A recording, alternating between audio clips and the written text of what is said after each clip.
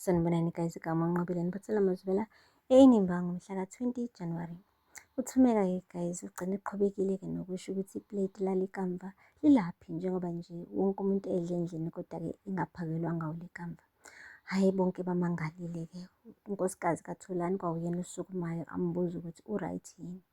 Uqhubekile-ke wabuka wabona nanokuthi indodana yakhe unkosikazi kaThulani ihleli esihlalweni sikalikamva. Wamxoshisa okwenja umfana washo ukuthi-ke leso sihlalo esalikamva suka kusona. Hhayi wathi uyazama ukuchaza umfana uthi anti wathi ndithe suka esihlalweni sikalikamva. Yo, uthe futhi ndiyabona uba nina nifuna ukumphakela unyana wami, ngizozenzela mina akunangxaki. Wabehamba emabhodweni wathatha iplate wafaka irayisi, inqwaba irayisi engathi intaba. Wathi yeyi unyana wami uzobe elambe ebhubha mhla abuya. Waqeda waphaka eshiya wonke umuntu endlini eluze i-appetite. Like akekho waqhubeka wadla emva kokuthi-ke athi uThumeka-ke makuphakelwe nolikamva. Uhambile-ke wayowasha newashing yakhe ulikamva. Washo ukuthi-ke usezohamba emsebenzini awuthole noLazarus, so kumele mebuya afice iy'mpahla zakhe zi-clean. Hlathi umane wabona ukuthi sekumele angenelele ngoba sengathi zithi mzala lapha ekhandeni likaThumeka. Guys, ngapha-ke uZoleka, she is living the best life guys. Living the best life. Yabona mekuthiwa ngapha kuyanetha, ngapha kuyashisa, into ekanjalo.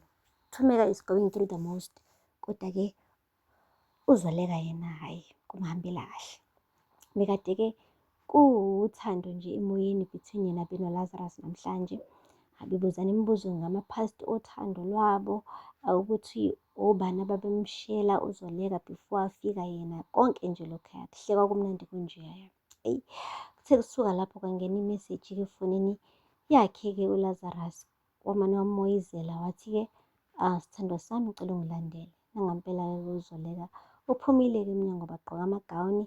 Hhayi bathe sebesemnyango evala amehlo-ke wamane nje wathi surprise. Methi sethi wavula amehlo-ke uZoleka ufica imbodlambodlo-ke ekhalibhothi. Methi uthi uyavula-ke leli khalibhothi leli elineribhini kuvela imoto guys. Hhayi imoto nje, imoto yemali eshisiwe. Ubona kahle ukuthi yabona la hayikhona-ke kuhlukene namamiliyoni, hhayi indaba zokudlala. Uthe nje ekubona nje le moto le uZoleka wahayiza wakhala guys. Wabona kahle ukuthi hayi cha phela la uthandiwe hhayi kancane. Umane nje wathi uLazarus, you deserve this sithandwa sami. Ngesikhathi ukhulela ubavumile, I was supposed to give you a push gift or a push present. Kodwa-ke kuthe kusanjalo-ke sisacabanga lokho wabegula-ke ubavumile wabahamba waya esibhedlela walulama. Uthe elulama kwangena uqhawe esibhedlela. So nje you haven't had an easy life. Manje ngithi-ke ngale gift nawe awukujabule nje. Kade wawukhala, kade wawuseka lo mndeni, wangisiza ngahlangana nanobaba wami sakhuluma saxoxa saxolelana. So kuningi kakhulu ongenzile kona and this gift is long overdue. Kahle kahle nje kuncane lokho engikwenzela kona kunalokho senzela kona thina as a family. Eyi, wamane wazizwe appreciated kakhulu-ke ugirl.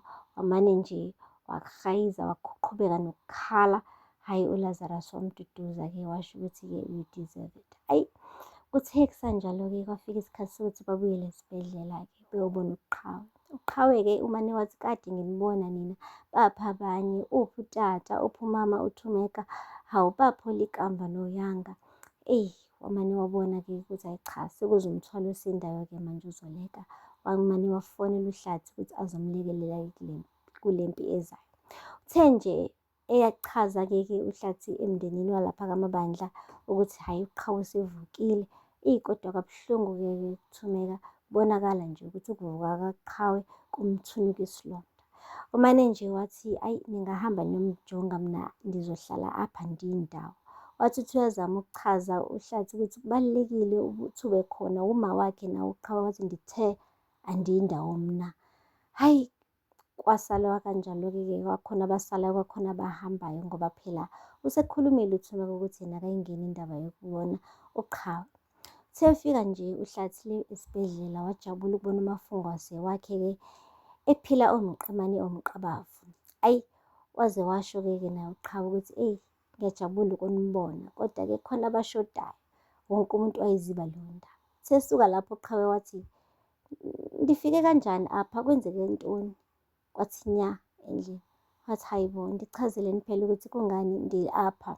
Hhayi, nangampela-ke guys, washo-ke kuZoleka ukuthi, hhayi mntanami uke waba ne-second heart attack. Wathi, second heart attack? Wathi, wathi akubukeki njenge-heart attack, kodwa le nto la esifubeni sami ngathi isejari. Ha, uhlathi wangenelela wathi, ewe mntanami isejari. Uke wafumana i-heart transplant. Wathi, i-heart transplant? Wathi, ewe ntombami. Wathi, hayi bo, ubani pho umnikazi wenhliziyo? Kwathiwa nya endlini. Kubonakala nje ukuthi namehlo-ke kaqhawa seyagijima indawo yonke manje, ufuna ukwazi kahle hle ukuthi ngampela kuze kuthiwa kwenziwe i-heart transplant yena inhliziyo bayitholephi ngokushesha kungaka. Hhayi-ke kuthi akaquleke uma ngasatholi ukuthi iphuma kule kamva, ngoba phela siyazi sonke ukuthi ukube bekuthiwa sikhethe umuntu ayikhethela bengeke aze zavuma uqhawe ukuthi inhliziyo kalikamva umfowabo inikezwe yena. Ubengancamela ukuthi nje asale naye nje sekugulela ukufa kunokuthi athathe inhliziyo kamfowabo. Kodwa-ke sekwenzakalile-ke akusekho ukubheka emuva.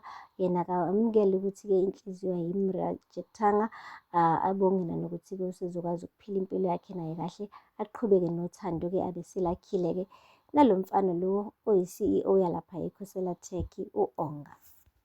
Guys, namanje kumawethu uSancenga, Nkosi yami, uSancenga ulwandle phela ukuthi akhulume iqiniso laphaya kaMabandla, kodwa-ke akafuni ubhuti Bandla. Uyasho nje ukuthi ngiyakucela Bandla mfowethu, ngicela nawe ungangibhekiseli phansi, angikho ready. Uyazi ngiyazama kona ukuthi ngibatshele abantu bakaMabandla, kodwa akuvumi. Ngake ngaya nakhona kodwa ngajika endleleni, bengicela Bandla ungangicibi. Kubonakala nje ukuthi naye usecabangela umsebenzi wakhe, ucabangela i-reputation yakhe, ucabangela ngisho nanalesi sikhathi azosihlala ejele iminyaka eminingi kangaka eluza out la emsebenzini. Uyobuyela nje laphaya eKhosela Tech eserastile, esengawazi nanomsebenzi wakhe mekuthiwa uyaboshwa. So ingcangelile-ke kubonakala-ke nasebusweni bakamawethu ukuthi useyadabuka-ke manje. And kuyomsiza ukuthi ngampela athi ukuhlehla ngampela-ke manje umawethu kule ndaba, ngoba sengathi uma wakhe ulwandle uyangenelela and ufaka umzimba wonke, akangeni ngengalo kuphela, ungena ngawo wonke umzimba. Ufuna ukwenza sure ukuthi indodana yakhe ayilibhadi ejele. And ngampela umawethu is playing with fire and he's gonna get burnt. Mekuwukuthi uyaqhubeka uyayifosa le ndaba, hhayi uMakalwandle is going to deal with him. Yo guys, aphela lapho-ke amazwibela namhlanje. Ningakhohlwa ukusubscribe, nilike, nikhomente. Until next time, bye. Sanibonani guys, igama uNqobile niphathela amazwibela.